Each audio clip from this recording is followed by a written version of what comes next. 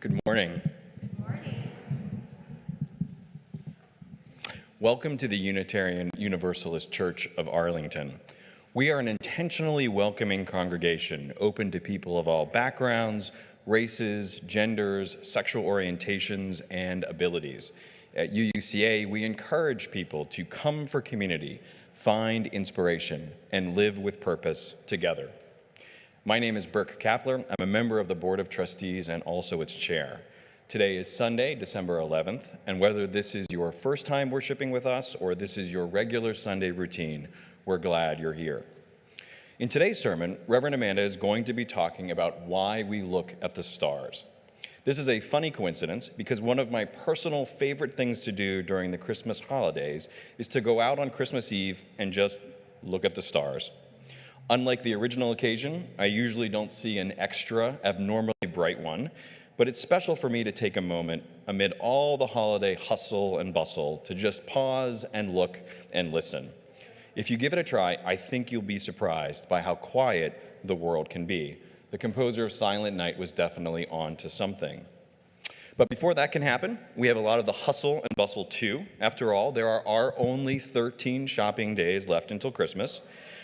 The holiday observances and the celebrations have already begun here, and you can find the complete calendar in our Connections newsletter or on the church website where there's a calendar as well. There's also some events in your order of service today. And in particular, I want to highlight one particular current and hot happening. Next Sunday, December 18th, we will be having only one service at 10:15. That will be our holiday pageant. And we'll be welcoming special guests from our Kolami brothers and sisters, as well as Rabbi Gila. So again, next Sunday, one service, 10:15. 10:15. One service. They got it.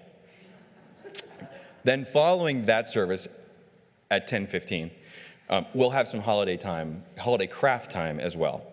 So stay tuned for more information. As always, please keep an eye on Connections and the website for all of the holiday happenings. Welcome to UUCA.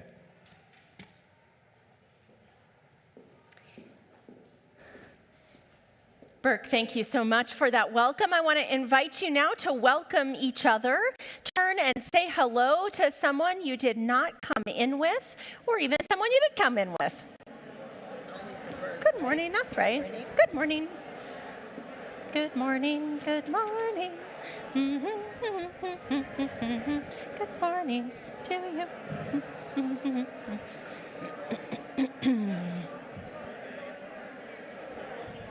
Good morning, morning Gail, good morning Brian, good morning Sire, back on a Sunday, good morning. Good morning, oh you look so sparkly, I love it, good morning, great to see you. Hey, you're visiting. I just put you, you're not always here because you live in Tennessee now, am I right? Tennessee. You are right. Oh, it's so nice to see you both. Very good to be here.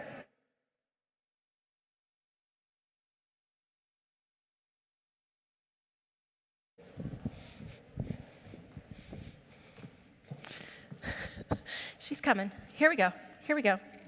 Somehow, Rev CTC, I feel as though you got the stars that look elegant and queenly, and I have, she picked him out. I'd just like to say that. Who got what? But thank you. That's true. So I have a basket of head items in my office. So Amanda gets what I give her. That's right. Thank you. And You're I accept it gratefully. You do. You are so gracious. in your Gratefully. I might not acceptance. wear it for the whole sermon. No, well, I will. But for, yes, because you got the elegant one. For our call to worship, I give you these words from Unitarian Universalist minister Joan Javier Duval, who serves in Montpelier, Vermont. Out of depths unknown, the spark of life ignites, and we are born. We enter a world, a universe not of our making. Our lives unfold in mystery and wonder. Questions abound, for which there are no definite answers. And so we gather in community to seek in one another assurance and recognition, compassion and strength. We gather in community to be reminded of what is most ultimate and what is most sacred. In this spirit of searching and of reverence, let us worship together this morning. This morning's candle of compassion acknowledges loss, the ongoing pain of war, and joy. First, the loss. We acknowledge the victims of gun violence. As of November 25th, 2022, there had already been 611 mass shootings in the United States of America. It is the second worst year for gun violence in the 8 years since the Gun Violence Archive, the nation's most comprehensive tracker of mass shootings, began recording data. 611 mass shootings as of November 25th. This congregation and this community supports those affected by this violence. Unimaginable grief and heartache and loss that this violence has brought to their families. First responders and mental health professionals are included in those that we support. We also encourage our legislators to pursue common sense legislation that will stop the toll of violence. Next, our hearts go out to the people of Ukraine. They are facing not only the raw brutalities of war, but now they are facing winter. The World Health Organization has clearly stated that this winter will be life-threatening for millions and millions of people in Ukraine. The energy crisis, the deepening mental health emergencies, the constraints on humanitarian access, and the risk of infections and illness are going to make this winter a formidable test for those in Ukraine.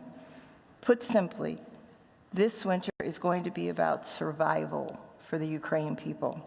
We send them our strength and we stand in solidarity with them and their fight to remain free.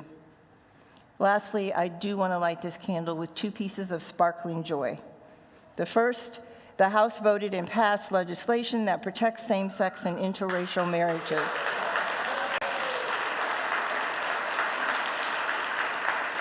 This passing of the Respect for Marriage Act, which the Senate passed last week in a bipartisan vote, was approved by the House and the Senate and sent to President Joe Biden's desk for signing. Secondly, on Thursday, WNBA star Brittney Griner was released from Russian custody after nearly 10 months of imprisonment. Griner was detained originally in Moscow in February. Her release was the second publicly known U.S. prisoner swap with Russia since the war in Ukraine began. The first was American Trevor Reed. He was released in April. The Biden administration continues to negotiate for the release of Paul Whelan, a businessman and a former Marine who's been imprisoned in Russia since December of 2018.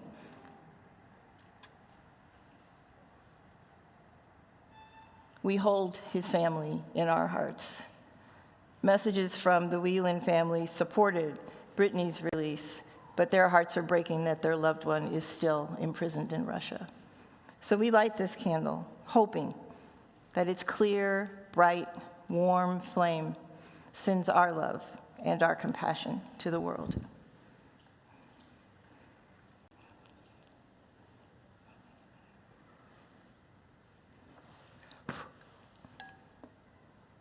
Let's move on and light our chalice. We gather together as a community of memory and hope to celebrate life and its infinite possibilities for love. Please join me. We light this chalice as a symbol of the light within every human heart. May our individual sparks meet and merge, bringing both light and comfort to the world. And in the Sundays leading up to Christmas, we join in a Christian tradition lighting the candles of Advent in the Advent wreath. The last 2 Sundays, we have lit the candles for hope and for peace. And today, on the 3rd Sunday of Advent, we light the pink candle, the candle for joy.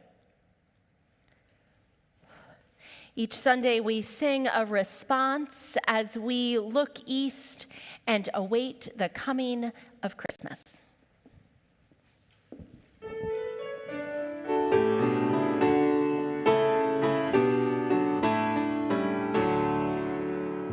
Stars keep the watch when night is dim.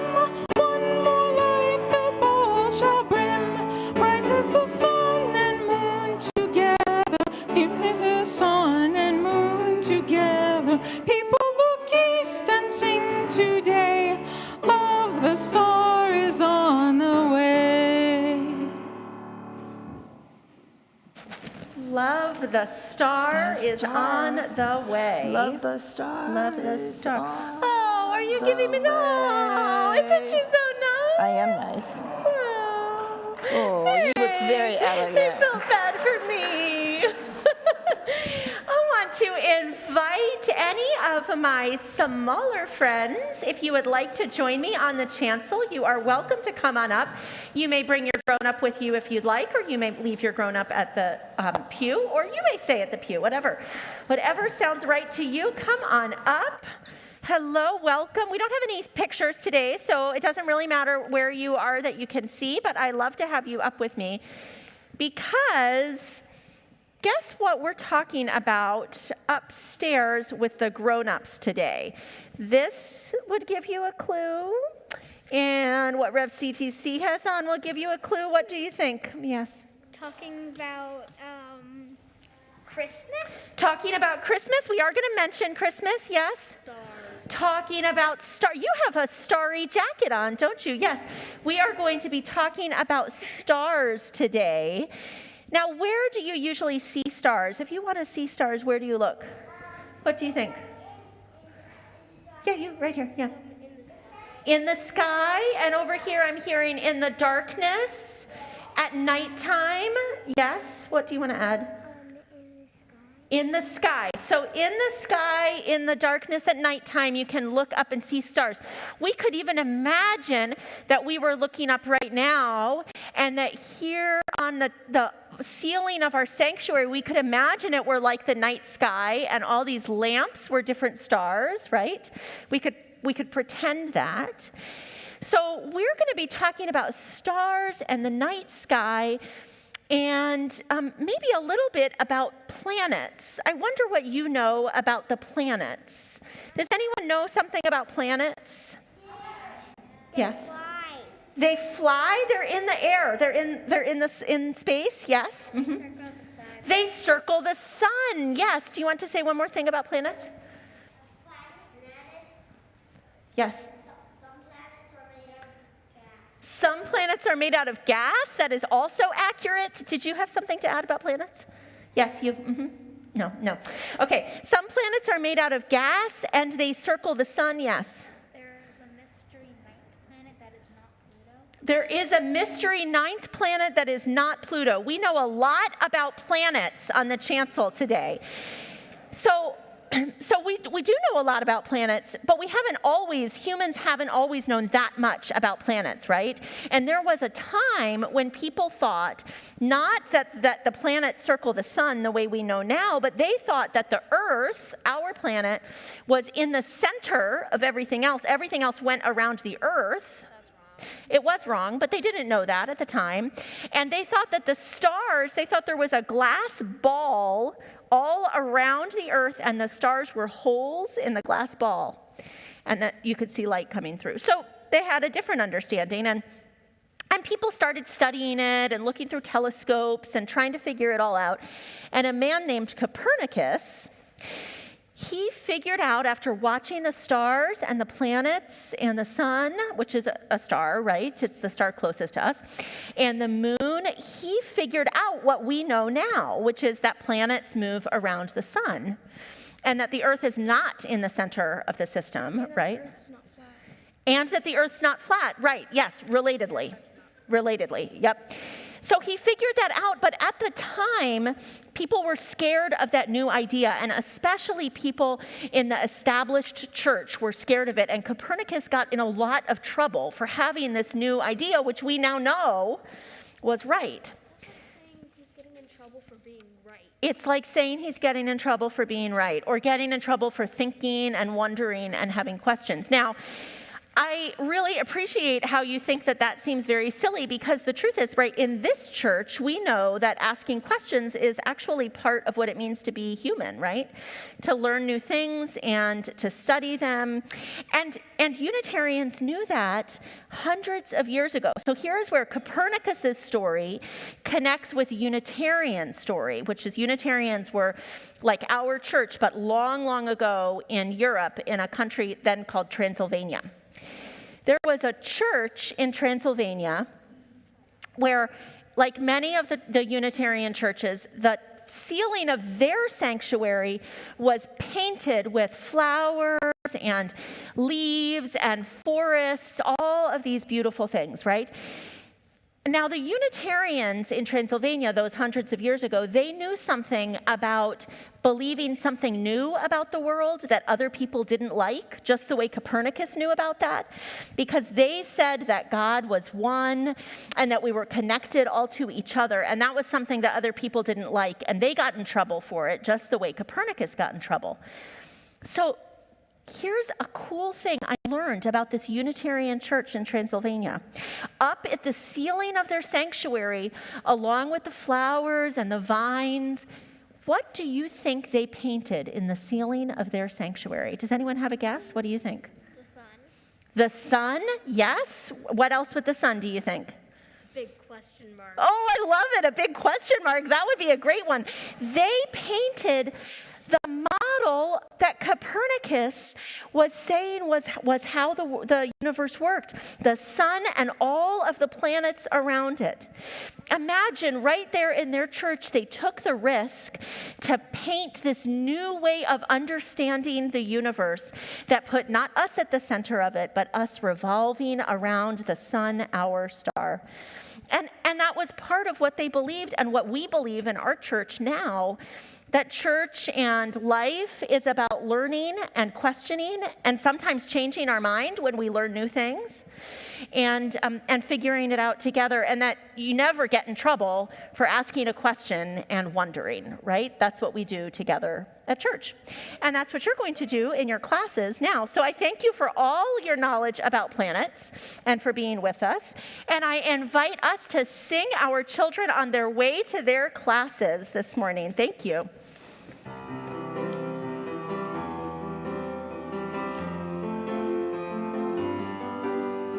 Peace to you on your way. May you grow in love each day, meeting new friends and opening your mind to the wonders of the world you may find, to the wonders of the world you may find.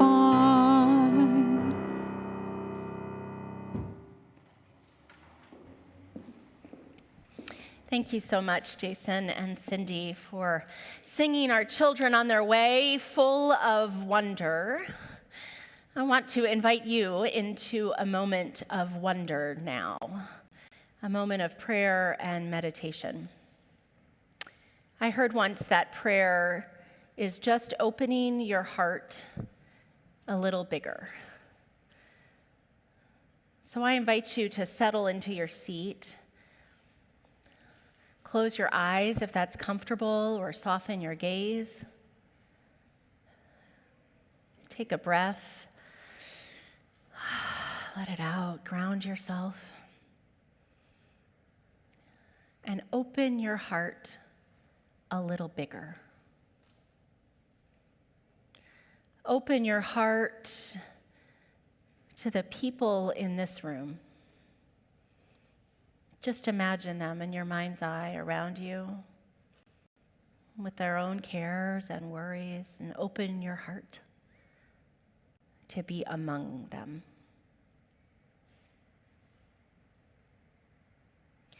Open your heart a little bigger to the streets around this church or your home, to the people in cars and on foot and rolling down the sidewalks on bicycles or using wheelchairs. Open your heart a little bigger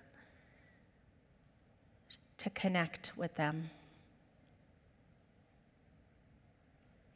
Open your heart a little bigger now to people in cities and countrysides and towns all across this country and all around this world. Just take a breath there. Connected around the globe.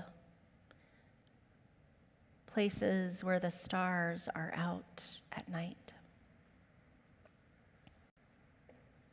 Open your heart a little bigger now and imagine, if you can, soaring up out beyond this world, through our atmosphere and into the space around us. Imagine flying like a child might around the planets, past a comet, through the stars. Take a breath out there. Open your heart a little bigger. Part of the universe around us.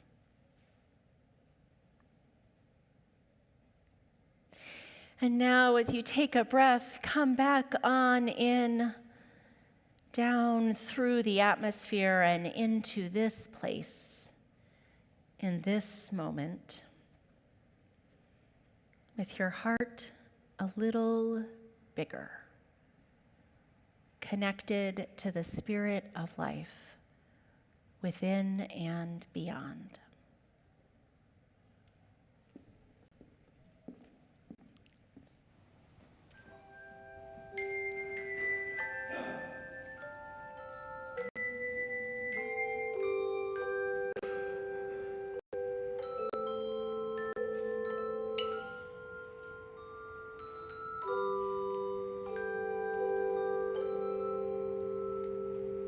Fuente de amor, ven hacia mí y al corazón cántale tu compasión.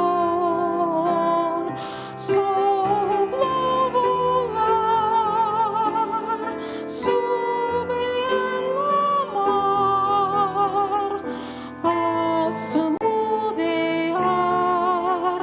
la justicia de la vida. Arráigame, libérame, fuente de amor, ven a mí, ven a mí. Spirit of life, come unto me, sing in my heart all the stirrings of compassion, blow in the wind, rise in the sea, move in the hand, giving life the shape of justice. Roots hold me close, wings set me free. Spirit of life, come to me, come to me.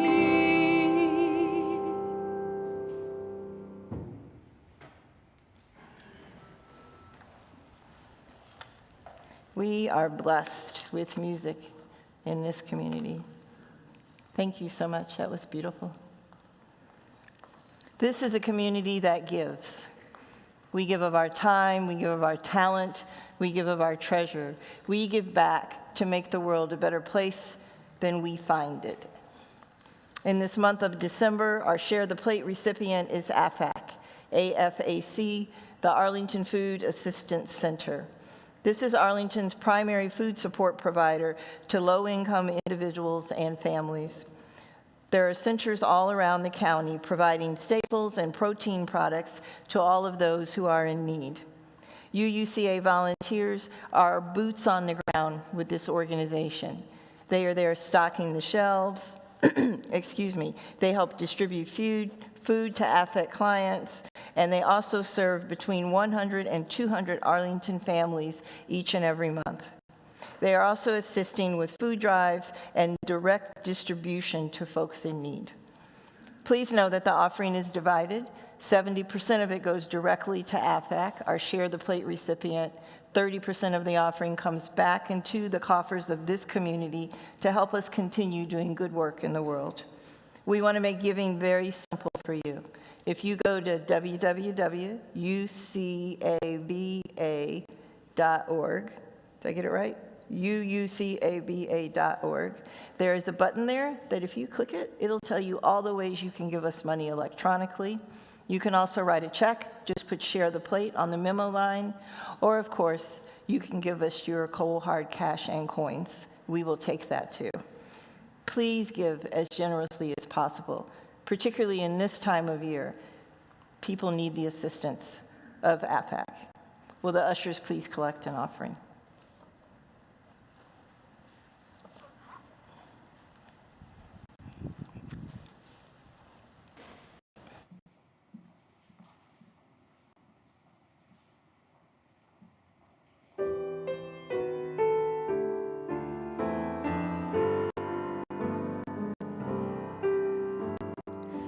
When a star is born, they possess a gift or two.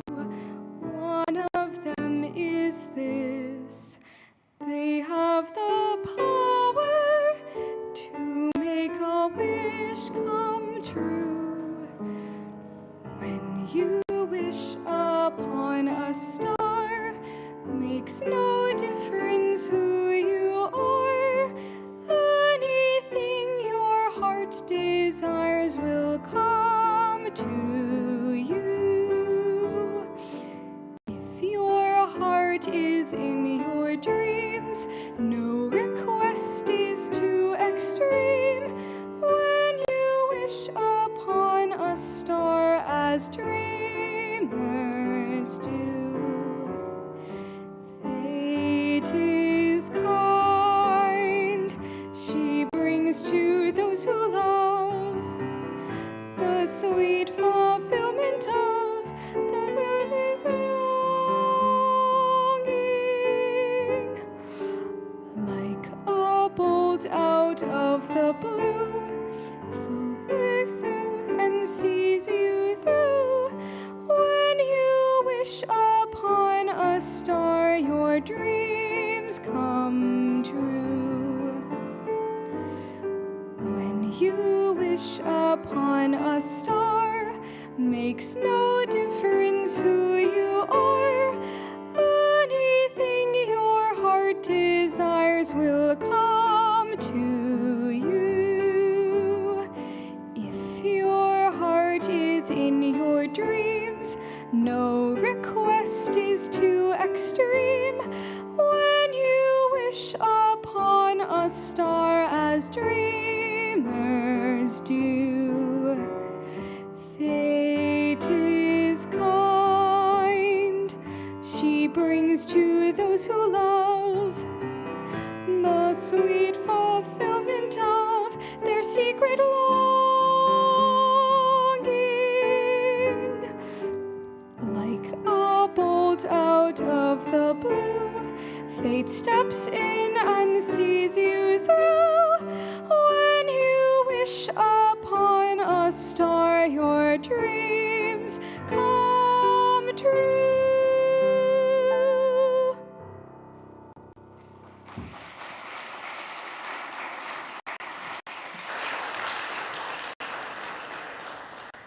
Please bring the offering forward.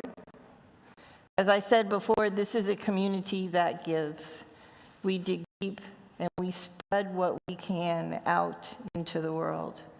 I often say time, talent, and treasure, and you all know exactly what that means. You give of your time, what you have to offer, your talent, whether that's running a database or it's driving the bus that collects the cans for AFEC, and your treasure, your actual money.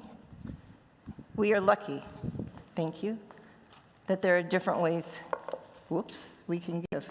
It's trying to get away. Thank you. Please join me in the words to bless this offering. We bless and receive these gifts, opening our hearts to true generosity. Let us be grateful when we give, be it time, talent, or treasure. Let us be grateful for our needs and the experience of vulnerability. Let us be grateful for those who share their gifts to nurture this congregation.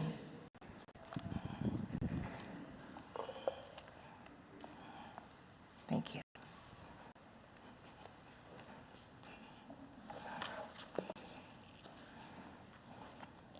In a little bit, Amanda is going to give us a sermon about stars. Before that happens, I have a reading for you. This is called News of the Infinite, and it was written by the Reverend Gary Kowalski. Often what happens when we're looking for a piece to go in the service, me and Amanda communicate a little bit. So when I was in the black hole looking for readings, what I kept coming up with was amazing stuff from Neil deGrasse Tyson. This is not his, but I'm just going to give a shameless plug. If you go online and you Google his name, you'll come up with his website. He has essays there. He has links to his books there. But his perspective on stars and stardust is worth Googling for. But now I offer you the words of Gary Kowalski. News of the Infinite. Asked if he was lonesome in his hut on Walden Pond, our neighbor Henry Thoreau famously replied, "How could I be lonely? Don't I live in the Milky Way?" Thoreau doubtless would have been encouraged by the recent discovery of the Kepler-22, a planet just 600 light years from Earth, right in the Goldilocks zone. Not too hot, not too cold, but a balmy 72 degrees on its surface. It is just right for organic chemistry to flourish, for life to grow. It's just one of 139 potentially habitable worlds sighted since the Kepler spacecraft started looking for them a couple of years ago. And given the size of our galaxy, there are probably 1 billion others out there in that nexus of right temperature, right amount of sun, not too hot, not too cold, that could produce life. Life is probably widespread in our universe. Scientists agree on this. Back when I was a boy, Kowalski says, a famous experiment produced amino acids, which are the building block proteins, by flashing an electric spark through a beaker of ammonia, methane, hydrogen, and water vapor. The theory was that long ago, a lucky lightning strike in a shallow pond produced the first protoplasm. But now we know that amino acids are everywhere. They're in the tails of comets. They're in the dust of interstellar space. Wherever their conditions are right and there are amino acids, what happens? Evolution takes off. Conditions are right all over, not just on the moon of Saturn, where liquid water has been proven and been present in geysers.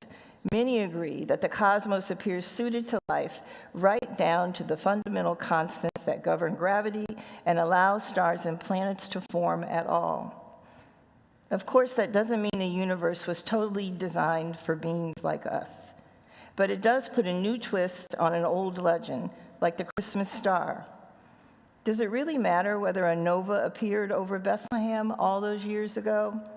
For me, the real wonder is that we are all born out of stars, that every molecule of our bodies forged in the heavens includes stardust. What this means is that we humans belong here, We're not just accidental tourists in the world. We've grown out of time and space as naturally as grass pushes up through city sidewalks. We are linked to nature, not only in our biology, but in our minds and spirits. We seem eternally fascinated by the big questions. Where do we come from? How do we fit into the greater scheme of things? Who cares whether astronomers find another habitable planet anyway? It would take 22 million years for our fastest rockets to reach Kepler-22, not even figuring a pit stop or two in. But the answer is, people care. Beyond the business cycle, the election cycle, and the other headlines, human beings remain curious. They remain creatures that are hungry for news of the infinite. At least for me, it's satisfying to know not only that we live in the Milky Way, but in some important sense, the Milky Way, in all its brilliance and glory, also lives in us. We, my friends, are stardust.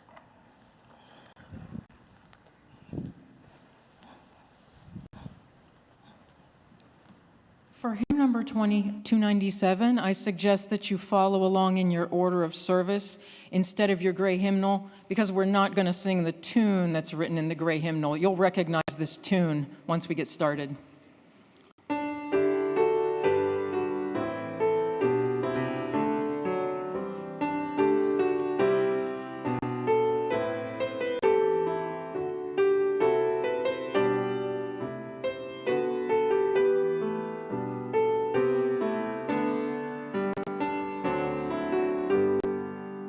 The star of truth but dimly shines behind the veiling clouds of night, but every searching eye divines some partial glimmer of its light. The certainty for which we crave, no mortal ones can ever know. Uncharted waters we must brave and face whatever winds may blow. Though for safe harbor we may long, we must not let our courage fail. And though the winds of doubt blow strong, upon the trackless ocean sail. From honest doubts we shall not flee, nor fetter the inquiring mind. For where the hearts of all are free, a truer faith we shall there find.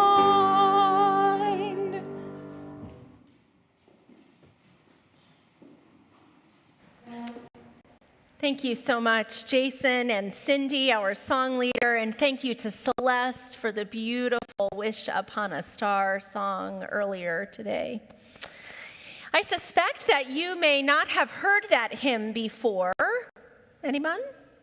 Perhaps because, as Sophia and I discovered when we were looking at different hymns to choose for this service and tried to sing along to the tune found with that hymn in the gray hymnal, the tune is actually unsingable, I believe, or anyway, I and our music director could not manage it. But funny thing, clever thing, hymns actually have meters along with them, and you're able to see what other tunes go with the same meter.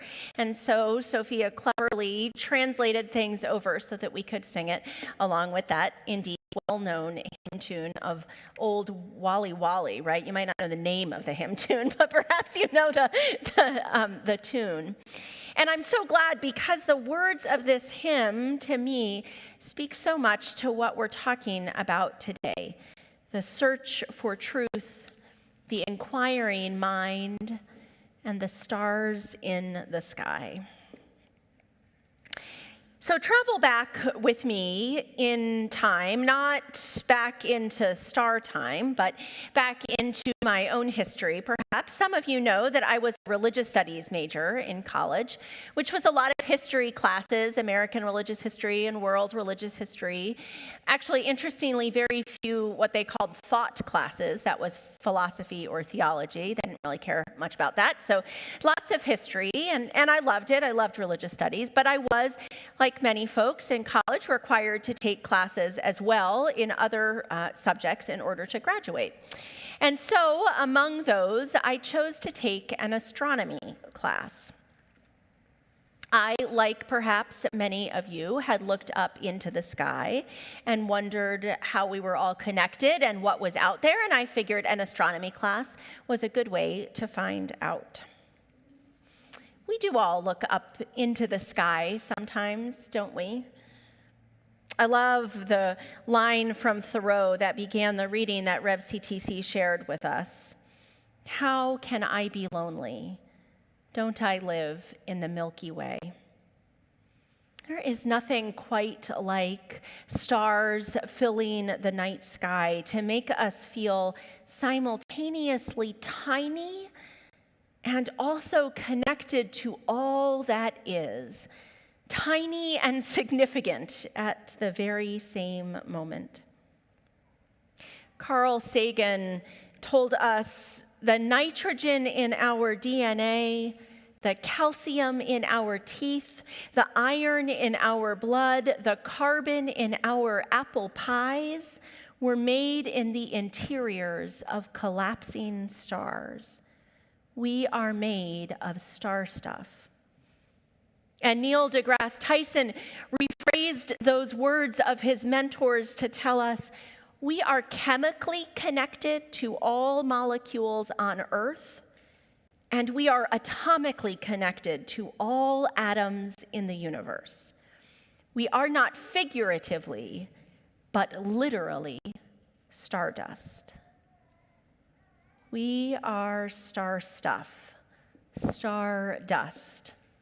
I find this to be both humbling and ennobling. And I am among those many ancestors who has looked up into the sky and wondered what it means. From our ancestors who saw in the stars stories of their gods and heroes, not lost to them, but instead living forever through the night, to those ancestors who learned to use stars to travel the world, navigating or wayfinding from island to island through the otherwise unknowable ocean, to those ancestors who understand the life cycle of supernovas. We look to stars to understand our own world and to imagine beyond it. So back to that astronomy class. I had a final paper for that class, and I did okay, but I think it is fair to say that I was not asked by the department chair to consider a change in majors. Thought I should just stick along with religious studies. In retrospect, I can't imagine that my memory is really accurate, but I will tell you what it holds for that final paper. I wrote about the cosmological constant, that I am sure about. As Wikipedia tells us, and I imagine that I had better sources for college, but who knows? Einstein originally introduced the concept of the cosmological constant, in 1917 to counterbalance the effect of gravity and achieve a static universe, a notion that was the accepted view at the time. I was fascinated in college by the idea of the cosmological constant as the thing that kept the universe from neither expanding and ultimately sort of exploding apart, nor contracting down until it contracted into itself. I took this class in the late 90s, just as physicists were understanding that Einstein's set point of the cosmological constant at 0 was inaccurate because of Hubble's discovery that the universe is actually expanding at an extremely slow rate. And we have now reached the end of my understanding of even what Wikipedia can tell us about astrophysics. The end. If Wikipedia is beyond my reach now, you can imagine that the cosmological constant in all its understanding was a little beyond my reach as a college sophomore. That's why I was not asked to consider a change in majors. But here's the part of that final paper that I remember as true, although it seems highly unlikely to me. I believe that I included in my paper a paper, just to refresh your memory, that was for an astronomy class, not a theology class. I believe I included in my paper, in my concluding paragraph, the hypothesis that we might imagine the cosmological constant as another way to understand God. I don't think the astronomy professor was particularly impressed or even, one might say, amused. And I didn't become an astronomer. I didn't even really become a theologian. I just became this, someone who wonders, along with all of you, about the stars and our place in the universe and what it all means. Our Time for All Ages this morning, which was adapted from a story written by Erica Hewitt, but a story grounded in reality, reminds us that this wondering is our heritage, our birthright as Unitarian Universalists. To look up at the stars and wonder both about what they tell us religiously, what they tell us about God and gods, what they say about our beautiful spiritual connection to all that is, and to wonder about what they tell us scientifically, what we can know about their age, what they can teach us about our literal connection to all that is. And perhaps Unitarian Universalism also invites us to understand that these two things, the religious and the scientific, are not so far apart. Perhaps, like me, you were intrigued, maybe even entranced by the images that came out of the James Webb Space Telescope just a few months ago. When those images were released, Shannon Styrone wrote about them for the New York Times. Humanity's story, she wrote, took a new and interesting turn when we traveled back in time 13 billion years. After over 2 decades of design and planning, on Monday of this writing, NASA released the first image from the James Webb Space Telescope, which revealed the deepest infrared view of the universe ever. Once again, we are gawking in awe at the universe.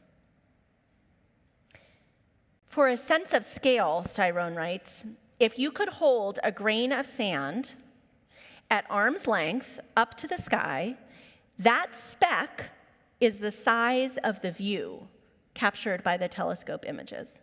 It is one minuscule sliver of our universe, filled with thousands of galaxies, each with billions or trillions of star systems, and each of those with its own planets. End quote. You saw those images, I imagine, and if you have not, surely you can go and check them out, or, let's be honest, look on their phones right now. That's possible. Maybe like me, you marveled at the clarity, tried to wrap your mind around the scale, or perhaps you understood it with a scientific accuracy others of us can't fathom. It's always a challenge preaching in the DC area because it's quite possible that a national expert on your subject material will be sitting in the pews, and then they'll come see me in the receiving line, and I will accept that with great gratitude. As you looked at those images, and maybe you are even remembering them right now, the deep blues and blacks, the oranges, swirls and sparkles and dots, colors added in by NASA to the infrared images to help us even begin to understand what our eyes cannot quite perceive. As you looked at those images, were you, like Styrone, walking in awe, filled with wonder? Styrone continues, imagining why it is that we are so drawn to these images. She quotes Carl Sagan. Some part of our being, Dr. Sagan said, knows this is where we come from. we long to return. Perhaps, writes Tyrone, that's why we feel so overcome staring at the ocean or looking at images of the cosmos. Telescopes allow us access to ancient time, to the earliest days of our story, and to bigger questions that we've been asking since the beginning of human history. How? Why? Are we alone? Shannon Styrone is a science writer who covers space. I was a someday to be minister trying to get through an astronomy class. Somehow we ended up with similar wonderings. And so have people through time. The Christmas story, of course, centers around a star seen by the Magi or the wise men, which someone told me after the 9:15 service were likely Zoroastrians moving through the land, who saw a star indicating the birth of a king, a great light. I still see Orion in the night sky when I look up, the 3 stars in his belt orienting me to where I am and reminding me of the Greek and Roman myths that filled my childhood imagination. Ancient Norse mythology put their heroes among the stars as well, and Hinduism holds similar stories written in the Pleiades. And then, too, Carl Sagan and Neil deGrasse Tyson and Copernicus and Mae Jemison, they too saw stories in the stars. Stories of science and discovery. Stories still of wonder. One of the things I love about Unitarian Universalism is that it tells us that science is a core part of who we are religiously. Rebecca Parker, Unitarian Universalist theologian and former president of Starr King School for the Ministry in California, one of our 2 Unitarian Universalist seminaries. Rebecca Parker wrote, "Holy regard for knowledge is at the heart of our religious faith." Some of our great UU heroes, the ones that we might imagine held forever in the stars, were themselves scientists, like Joseph Priestley, the chemist who discovered oxygen and who, like Copernicus, came under fire. Literally, they burned his home and the Unitarian church he founded in England, for the way that he connected his scientific understanding of the world with his religious understanding of the world, a kind of religious naturalism and theism.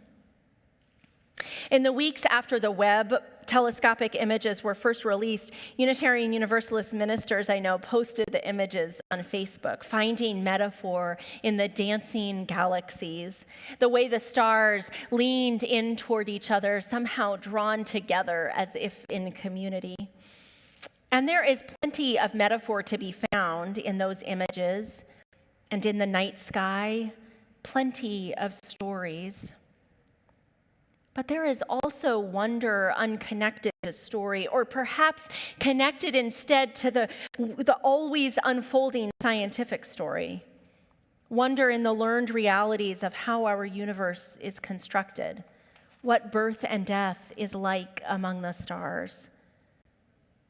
The amazing experience of looking back in time when we look up at night. And of course, searching for what might be out there still waiting to be discovered. The invitation of Unitarian Universalism is that the extraordinary is ordinary, the sacred is everyday, and vice versa. When we say we are made of star stuff, it doesn't mean that star stuff is just meh. Nor does it mean that we are great cosmic beings. It means simply and fully that all of it is sacred, all of it connected and divine. One of the things that I find most religiously inspiring is the human story over time. the ways that people from so many different places and eras have sought to understand the world around them. When I wasn't taking that astronomy class, I took a sociology of religion class, a little bit more up my alley. And I remember learning in that class the beginning of religion. According to that professor, religion began when people felt something bigger, felt awe. Perhaps you have had that experience, gathered in a group or alone under a night sky or on a mountaintop. You hold a feeling, something bubbling up inside you that tells you there is so much and I am part of it. That feeling, the professor taught us, that feeling was the very beginning kernel of religion in the early human experience. And the rest is religious history. Now, of course, religious history got significantly more complicated over the years from that early feeling held by early humans. And for many traditions, religion evolved into something that held the truth with a capital T, the one and only kind. I have always found that space, the continual discoveries, the vastness of it all, is a caution against the idea of capital T truth, and evidence instead for little u universalism. The idea that one religious viewpoint is surely only a part of all that is, and that every religion likely holds some piece of truth. Perhaps that's part of why I love the night sky, the way it reinforces my own belief that I cannot possibly know everything, that the sky is simply too big for just one story. And Unitarian Universalism knows that. I finished up working on this sermon in my darkened living room, the only light coming from my computer keyboard, backlit, and the Christmas tree by our front window. I love Christmas trees. In fact, I cover our mantle with miniature trees as well as the big live one that we decorate.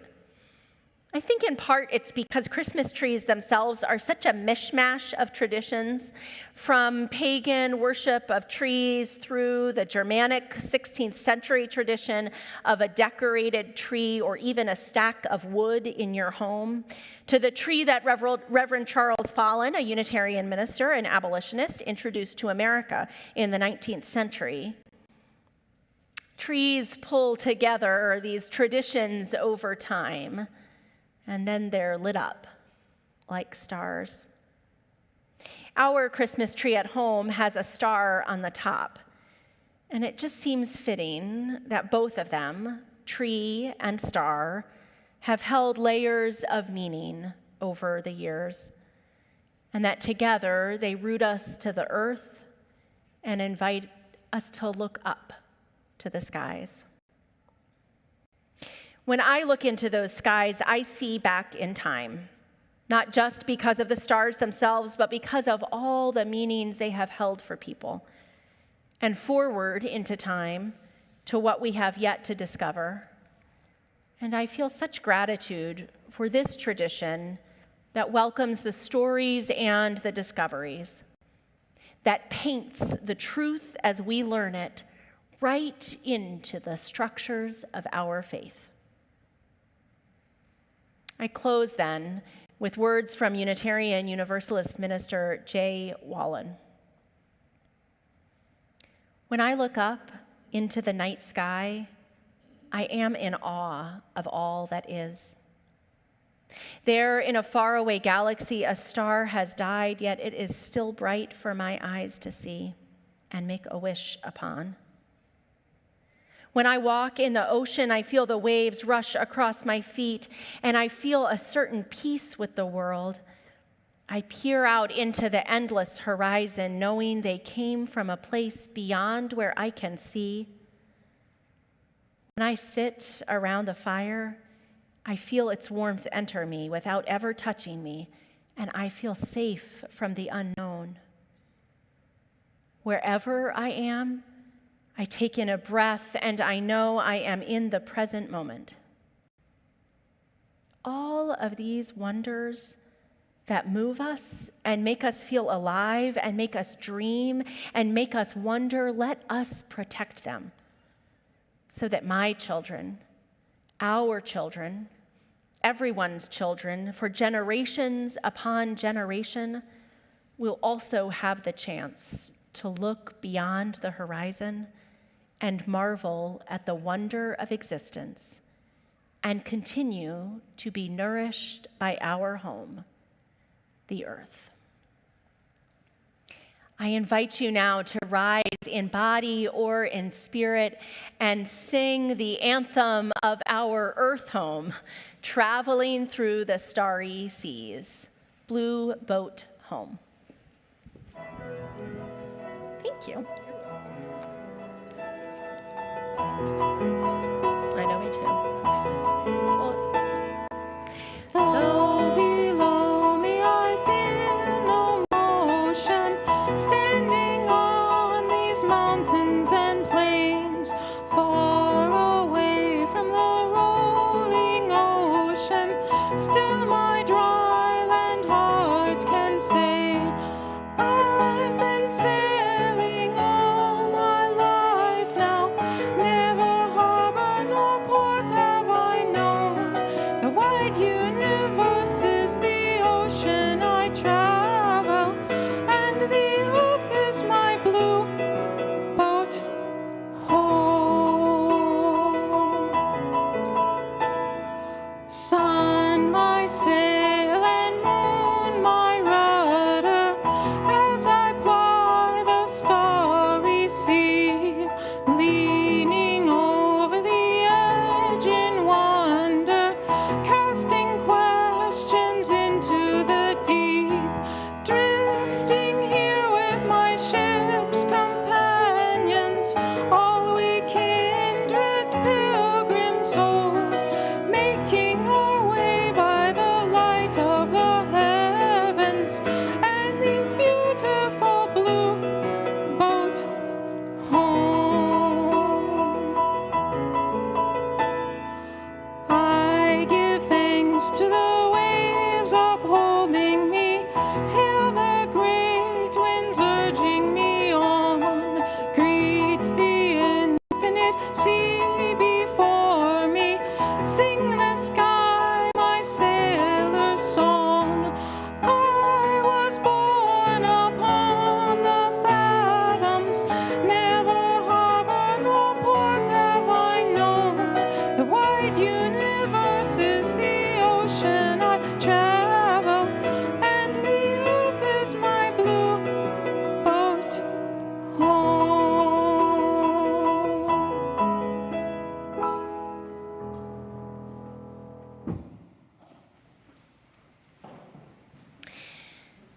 Friends, perhaps you will have occasion to look up at the night sky tonight, or on the winter solstice, or Christmas Eve.